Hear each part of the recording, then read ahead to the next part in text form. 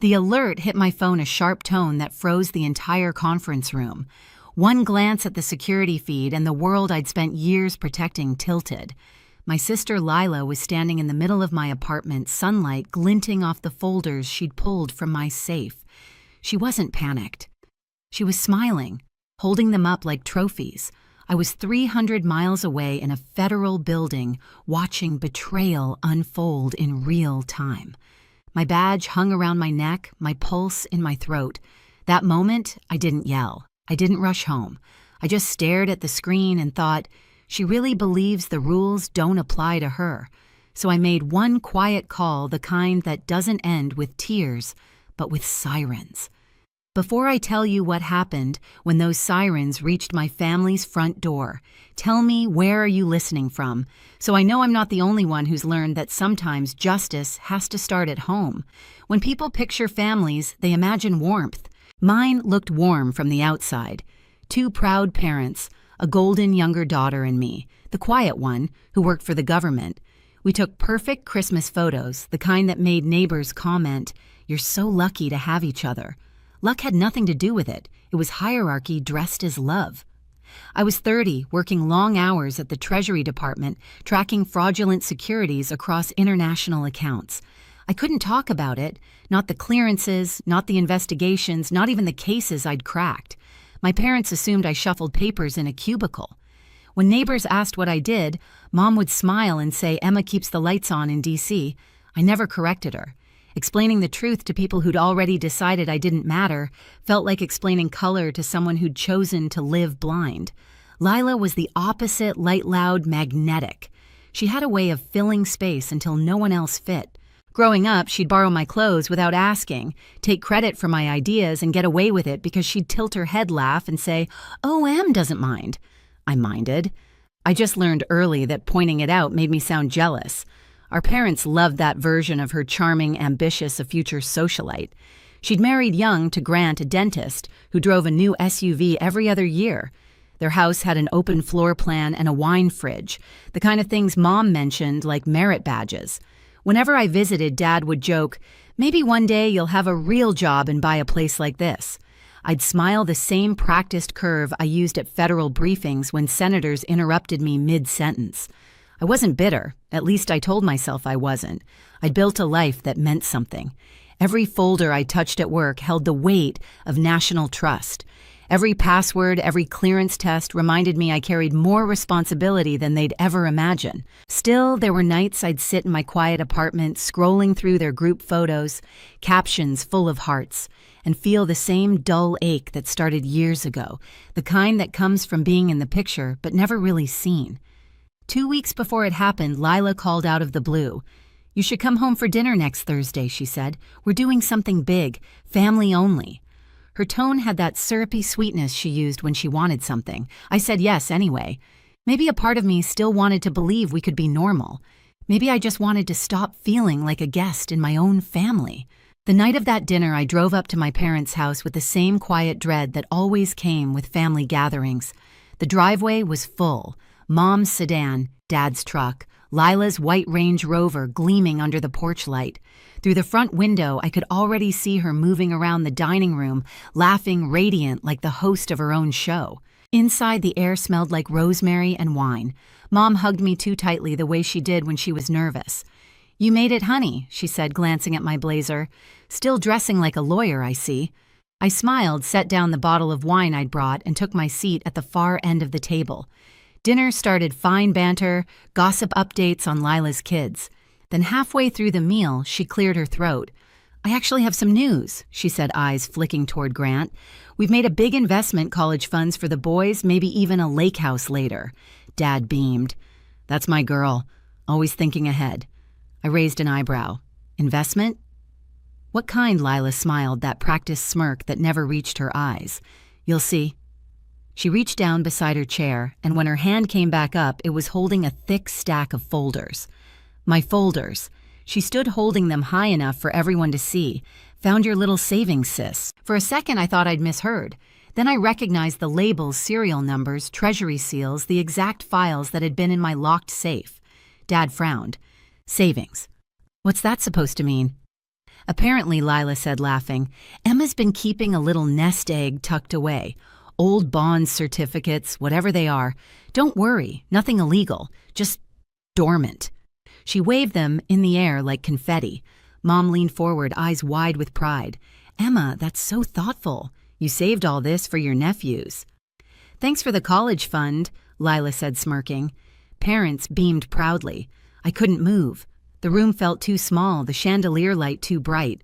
My family was smiling over stolen federal property, and not one of them realized it. I managed to say, Where did you get those? Lila shrugged. From your office. You really should change your lock, by the way. It's practically child's play. Grant chuckled nervously. She's got a point. If I found $500,000 sitting around, I'd probably do the same. Mom swatted his arm playfully. Don't tease. Emma won't mind. I looked from face to face. No one met my eyes. In that moment, it wasn't just about the folders. It was the years of being dismissed, reduced, misunderstood.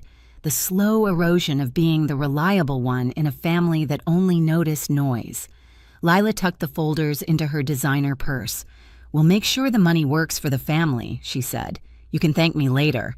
I pushed back my chair, the sound sharp in the silence. Enjoy your dinner, I said softly. I've got something to take care of. No one stopped me as I walked out.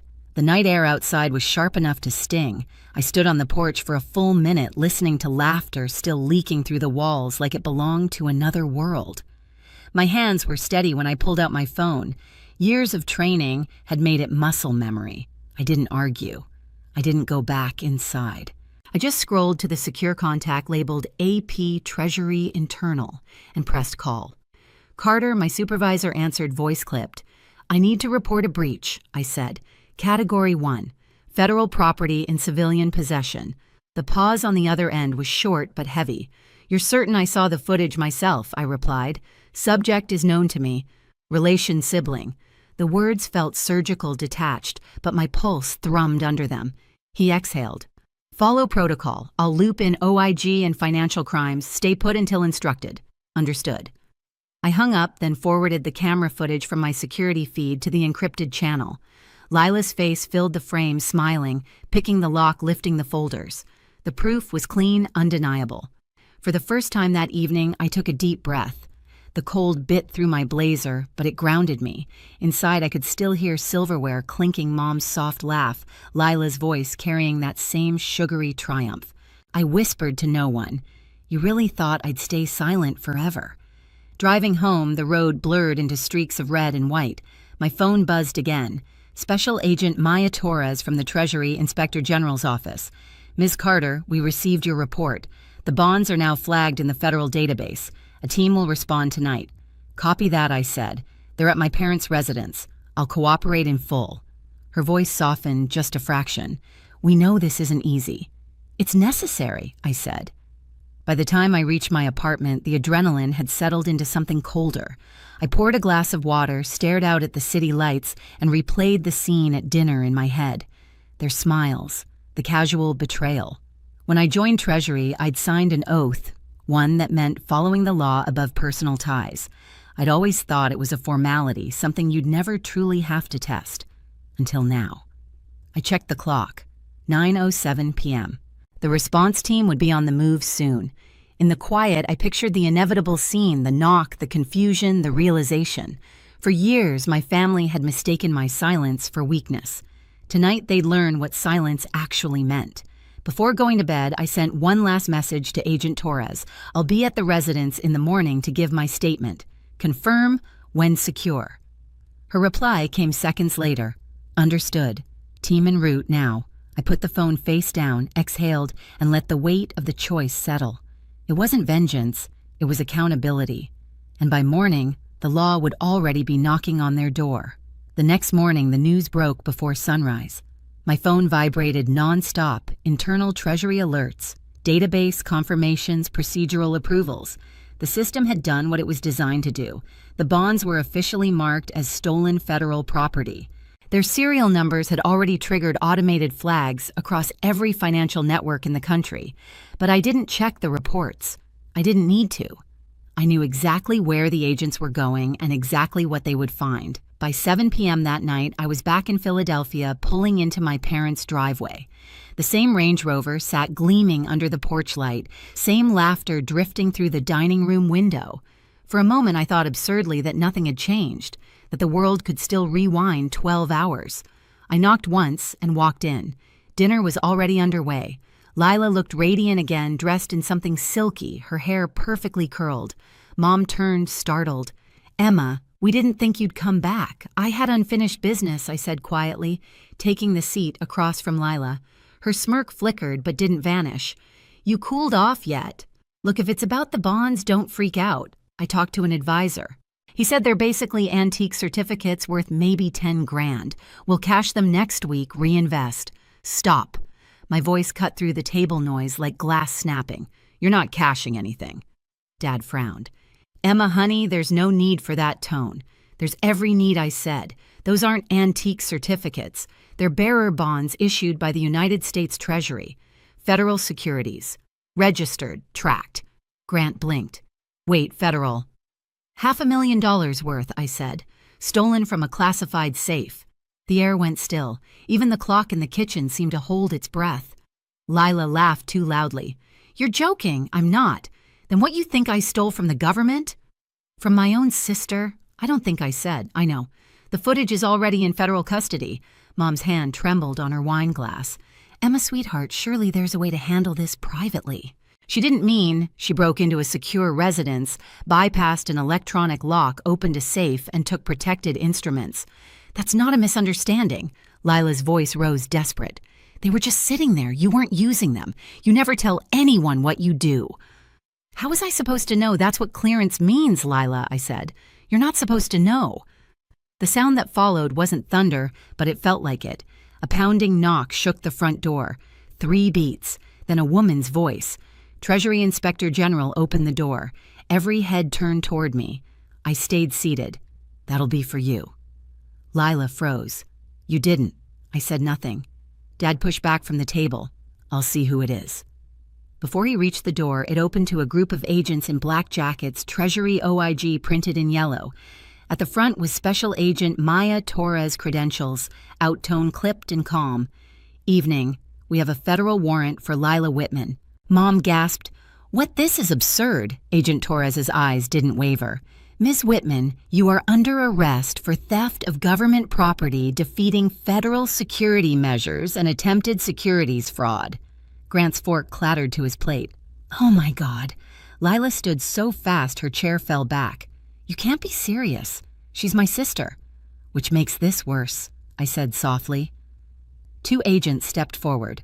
Lila tried to back away, but Torres spoke again, voice steady as iron. "Hands where we can see them." "Mom, do something," Lila screamed. Mom just stared at her, pale and shaking. "Lila." Agent Torres read her rights as the cuffs clicked. The metallic snap sounded louder than any argument I'd ever had in that house. "Emma," Dad said, voice breaking. "She's your sister. She's also a federal offender," I said, "and I'm a sworn employee of the Treasury. If I hadn't reported her, I'd be charged as an accomplice." Torres picked up the purse Lila had dropped. Inside were the folders still sealed. She flipped one open, checked the serials, and nodded. All 3 recovered. "Good work reporting, Ms. Carter." I met her eyes. "Just doing my job." They led Lila toward the door. She twisted back mascara, streaking voice splintering. "Emma, please. Please don't let them take me. Tell them it was a mistake." I stood. It stopped being a mistake when you walked through my door. The screen door slammed behind them. Outside, red and blue lights danced across the snow-dusted yard. For a long time, no one spoke. The only sound was Mom's quiet sobbing. Dad finally whispered, "How could you?" I looked at him steady. "How could you never believe me?" He flinched. Uncle Joe cleared his throat, voice low but certain. "She did the right thing." Grant sank back, staring at his untouched wine. "Right or not, our lives are over." "No," I said, just finally honest. Torres reappeared at the door. "Missa. Carter, the bonds will be logged at headquarters tonight. We'll need your formal statement in the morning."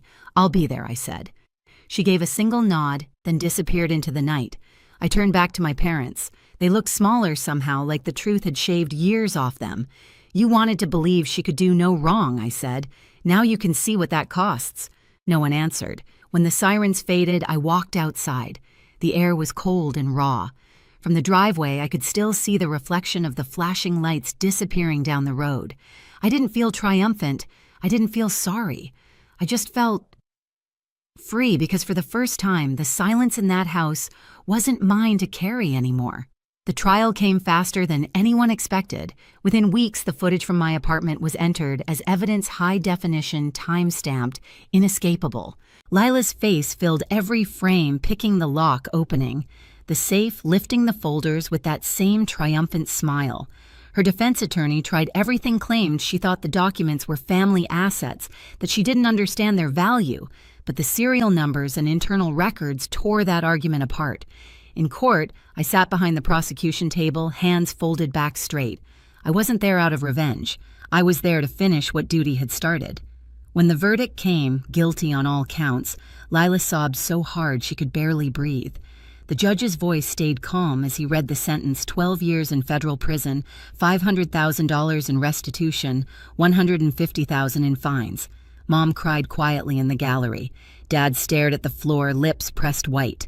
Grant never showed up the last few days of the trial. He'd already filed for divorce.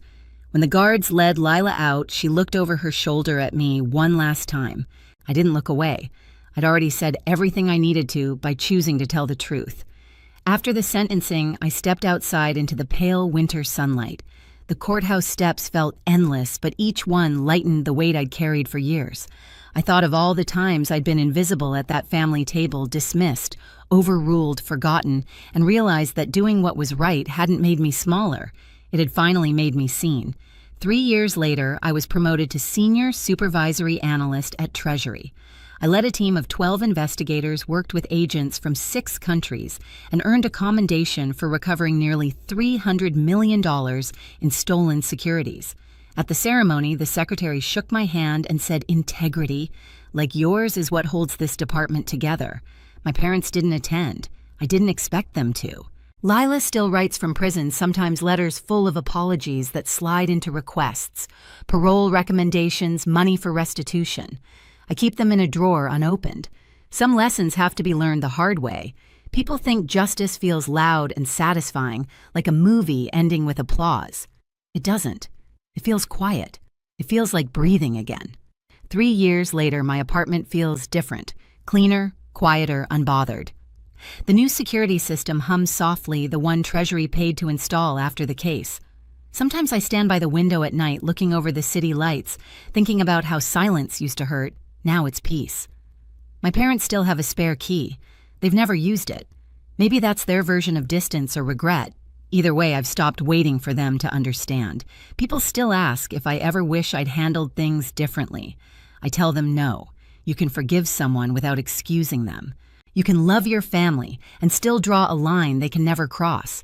If you've ever had to choose between family and what's right, I know how heavy that choice feels. But trust me, doing the right thing will never destroy you. It just reveals who was willing to destroy you first. If this story hit close to home, share yours below, and don't forget to subscribe for the next one.